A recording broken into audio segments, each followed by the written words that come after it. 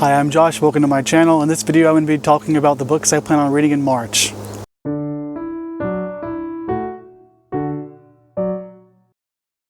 Okay, it is March 1st, and I am outside enjoying the beautiful spring weather. Yeah, that didn't work out. Okay, so that video was a bust. I managed to record the entire video, and then when I went to edit it, I realized it was all off. So I've decided just to redo this.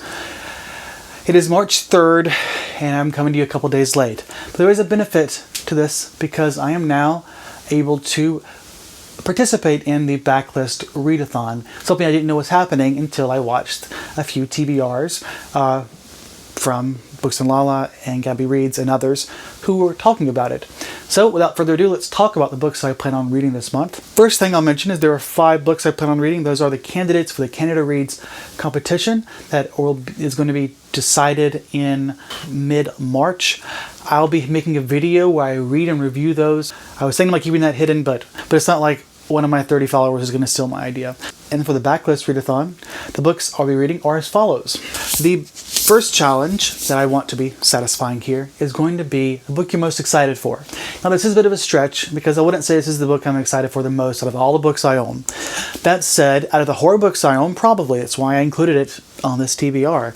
I haven't been reading much horror, as I said in last month's TBR video, since October or so, when I was reading just a bunch for several months leading up to October. But now I'm ready to dive back in and read a lot more. And if you've heard me talk about Ellen Datlow, you'll know that she's someone I really enjoy. She is a editor who edits a bunch of different types of anthologies, a lot of which are also focused in horror. This one, Inferno, edited by Ellen Datlow, I guess I should have said that first, is a collection of horror stories focused around terror and the supernatural, and I think the demonic. So that's definitely something I enjoy. I know some people do not like that type of horror, but it's definitely a type of horror that I most enjoy. I like unbelievable, unnatural, supernatural type stories. So I'm really hoping I enjoy this. I had a really positive experience with Ellen Datlow last year, but I also had a really bad experience. But I think part of that is because I wasn't appreciating the fact that when I choose my TBRs, so when I choose which book to read, I need to be very aware of the umbrella of which she is pulling her stories, which is to say, what type of horror story is she making an anthology about? And I'm hoping this proves to be something for me, because it should be, objectively speaking, given the topic. And if it's not, I won't lie that it will drastically change my opinion of Ellen Datlow moving forward. I'd be much more hesitant to read her books. I'm hoping she proves to be a very reliable source for good horror short stories and anthologies. And again, just so excited to be reading this. I'm so excited to get into horror that I think it's going to be so disturbing, and I am psyched for this shit. The next one is going to be a recommendation, and this is going to be a recommendation from BooksandLala, obviously not directly to me, but who cares, and that is for Maggie Stiefvater's The Raven Boys. Actually, I have a friend who recommended this to me as well, so those are 2 recommendations to make this a double work for this type of tag. And this is essentially a young adult series of urban fantasy books about these kids with magic powers. I'm not entirely sure, but from what I've heard from different sources, mostly BooksandLala, it is just a very well done story. And the types of fantasy that I enjoy the most are definitely magical realism and then urban fantasy, which is to say types of stories that have magic in the modern day. I really enjoy those types of stories like Harry Potter and Percy Jackson, where you take these fantastical ideas and even mythologies and you mix them in with modern day. So I'm hoping that's what this is, and I'm really looking forward to this being a very positive experience, because there are 3 more after this and a new series after that. So I really hope this holds up to the hype. The next book is a backlist book that is something that you've been intimidated to read, and it also works as a recommendation. That's because it's Little Women, recommended by both BooksandLala and Gabbyreads, as well as other people, of course. But I would not be reading this if it wasn't for their discussion of this book and talking about how much they really enjoyed it. Because the only other women's fiction in classic literature that I have tried to read was a Jane Austen book about 10 years ago, right out of high school, and I really could not connect with it. Now, this is 10 years later, and there are other books of classic female literature that I am intending to try and read. A lot of the Brontes I want to give a try to, but anyways, I'm hoping that this is something that helps me get more excited for that type of classical literature, because from what I heard about it, it's just a really good story with a lot of great characters. And so I'm really excited to be reading this. I love a good women's fiction. Really, it is my problem is the historical side of it. So I hope it works for me. I'm really excited for this, and I just have to figure out which audiobook I'm going to be reading, because an audiobook can make or break a book experience. The last book that I'll be reading for the Backlist Readathon is also the only book that I had to add to my TBR for the Backlist Readathon. And that is going to be my shortest book on my TBR, or the shortest book that I own that I haven't read. And that's going to be Wenjack by Joseph Boyden. I don't know much about this. I'm pretty sure I heard BooksandLala talk about this at some point last year, or maybe in one of her back videos that I watched. And all I know, it's about a young boy who I think is indigenous, who has weird experiences at his school, something like that. I just know that it's weird fiction with connections to indigenous heritage, from my understanding. And I don't think it'll be a problem reading it. I already have a lot of books I want to read, but it's so short, and I plan on reading these 3 other books this month anyways, so tacking this onto 1 week will still make it a good week. Now, moving on to the rest of the books I plan on reading outside of the Backlist Readathon. First one is going to be Ex Libris, Confessions of a Common Reader by Fadiman. And the reason I read this, or chose to read this, wasn't because I heard anybody talking about it. It's just that I stumbled across a Goodreads list of books about books, or books that are about the love of books, and I saw a few books that spiked my interest. That, coupled with the fact that it's a woman author, it's a thin book, I figured, why don't I read it this month? Because I'm trying to take it easy this month as far as the amount of stuff that I'm reading after last month where I was so behind. So I'm really looking forward to reading this. I'm hoping it's going to be just an encouraging and fun read, something that will help me remind me of why I just love reading so much. The next one's going to be Men Explain Things to Me by Rebecca Solnit. And this is a book that I bought over the summer. It's a collection of essays, and it's actually a signed edition. It's a small blue cover, which I really like this blue. And I just know it's a collection of essays where she discusses different topics. I'm not sure if they're all feminist related. Of course, the main one is. I guess that sort of explained the obvious. You might say I just mansplained that. I'm so sorry. This is a book that I chose to read this month, partly because it's International Women's Month. And so I figured a perfect opportunity to read this book. In fact, most of the books I'm reading are by women.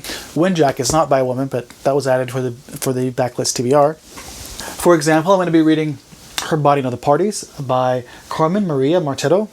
And I don't know much about this. I just know it is a collection of short stories of weird and potentially horror fiction. And I do believe it leans feminist. I don't know much more about it than that.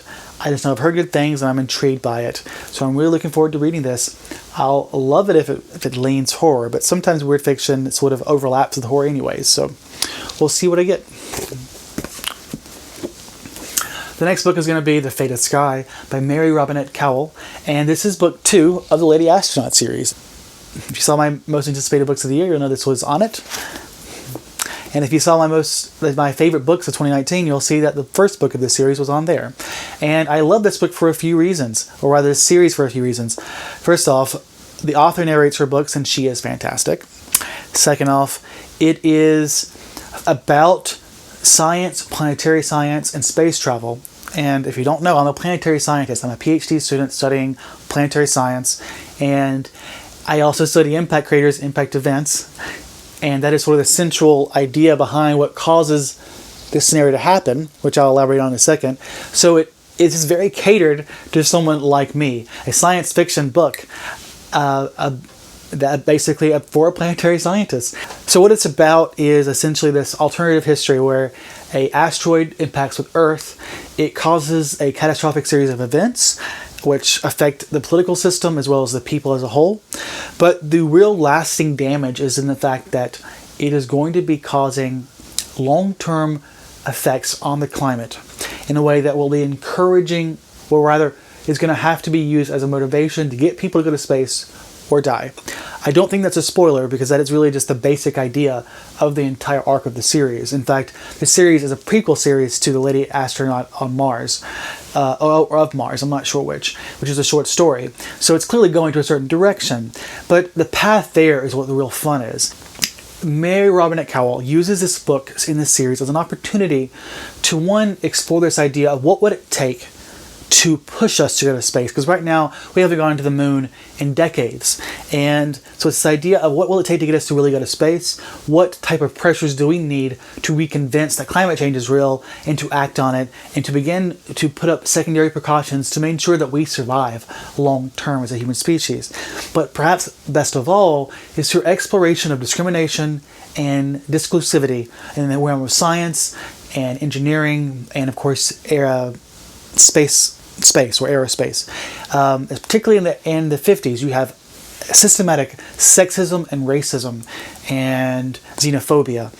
And of course, a lot of that still exists to this day, and that's very present in this series. And she uses this series as an opportunity to attack that head on, which is one reason why I love it so much, because he doesn't shy away from that. It's very good about representation. Oh, so I am really psyched to be reading this. This is one of those books that, if for some reason, some catastrophe, I don't get to this month, I could absolutely read it next month. Probably the first book I would read next month to make up for the fact that I didn't read it yet.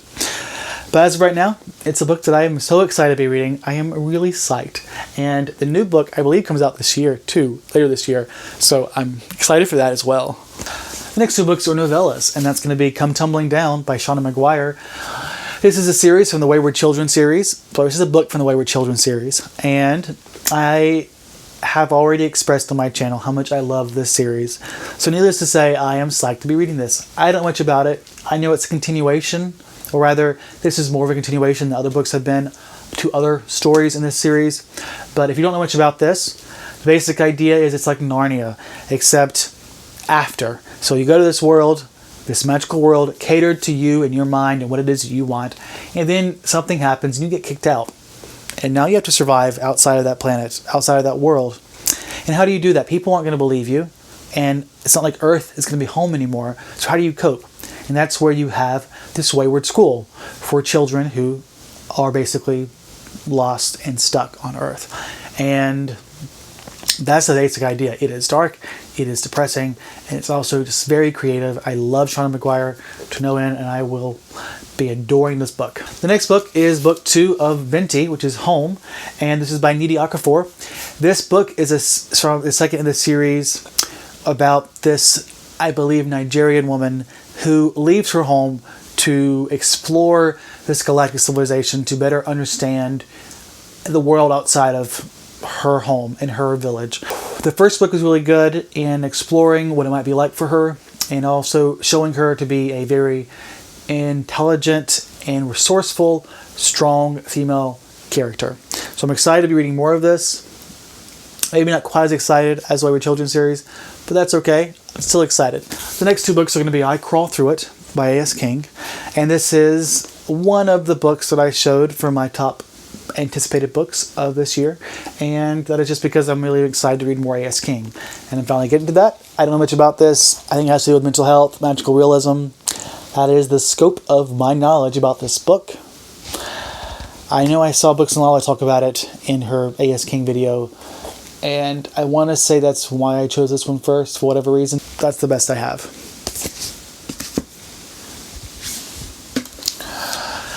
The next book is going to be The Last Universe by David Sobel, and this is a nonfiction book about the ladies of the Harvard Observatory, basically the calculators that were hired by Harvard to do math and physics and science. And it's about their discoveries of significant pieces of information in cosmology and astronomy. If you haven't heard of Sobel, she has written several books, Longitude, Galileo's Daughter, all books that are basically historical science books, and she's someone that I had bought several books of but have yet to read. I chose to read this one first, primarily because it was the first book that I bought. When I met her at Harvard in 2017, I got her signature for Josh Hedgepeth. Happy that the planets had brought you to Cambridge. Tina Sobel, the 4th of October 2017. I have a feeling I've been pronouncing her name wrong. I'm going to try and look it up for when I conclude the month. So forgive me if I am mispronouncing that. But in any case, I'm really excited to be reading this and to be starting reading her books. I guess another reason why I chose this was because it focused on all these forgotten women in science, and it's Women's History Month. So another reason to read it. The next 4 books are books being provided to me by NetGalley, and they are books that I'm reading primarily because they're being published this month or in early April. So my goal is to read these 4 books and be able to review them on time. I've tried to select fewer audiobooks here, or shorter audiobooks at least, to ensure that I have time to focus on those ebooks, and hopefully I do. They may end up bleeding over into April, that's okay, but I'm still excited to be reading them. The first one I want to mention is Conjure Women by Afia Atakora, and this is a historical and literary fiction novel, I believe with a hint of fantasy, or at least magical realism, because the description basically discusses the use of curses in conjuring. So I'm hoping there's a little magic in here to spice this up. That said, it's apparently a story set in the Civil War times, and I love that period of time, and I'm really interested in exploring what I believe is an African-American family or experience. It's probably the book that I'm most excited to be reading for NetGalley. The next one is going to be The Glass Hotel by Emily St. John Mandel. And I really enjoyed her last book, The Station 11. However, I didn't like it as much as other people. That said, I'm still looking forward to this, and I'm hoping I like it. The main reason I really requested this was because I knew it was popular, I recognized her name, and it was just one of the first ones that I asked for, and then I got it, and I was so excited. So of course I'm going to be reading it because I don't want to let them down after they were so kind to give me this book. The next book is going to be Female Husbands by Jen Manion, and this is subtexted A Trans History. This is basically a history of trans men and their marriage with a woman. So this is basically this is a nonfiction book discussing the history of trans people. I believe specifically trans men as they try to fit into society as a man in the past when it was probably more difficult to do that. The last book I'll be reading is going to be Still, which the author's name I do not have on me right now, but I'll make sure I put the cover up here. And this is a memoir about a woman's experience having a stillbirth, basically losing their child. And I chose to read this for what reason? I don't remember how I came across this book.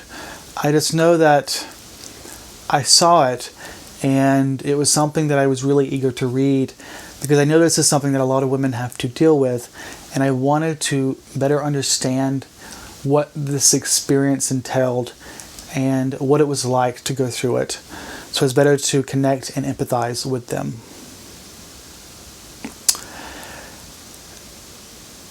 It is obviously a very depressing and dark subject. And that's that.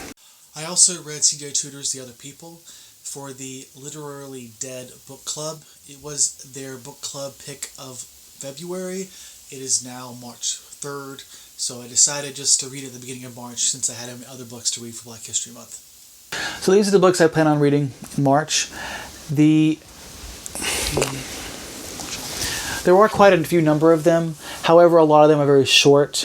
If I can get through my personal challenge of reading all the Canada Reads books this week, then I should be on track. I'm pretty sure I can do the backlist reads easily enough. And the rest of them are so short that I can get those done fairly easy. And then it's just a matter of reading through the e-arcs. 4 e-books are going to be tough for me, not going to lie.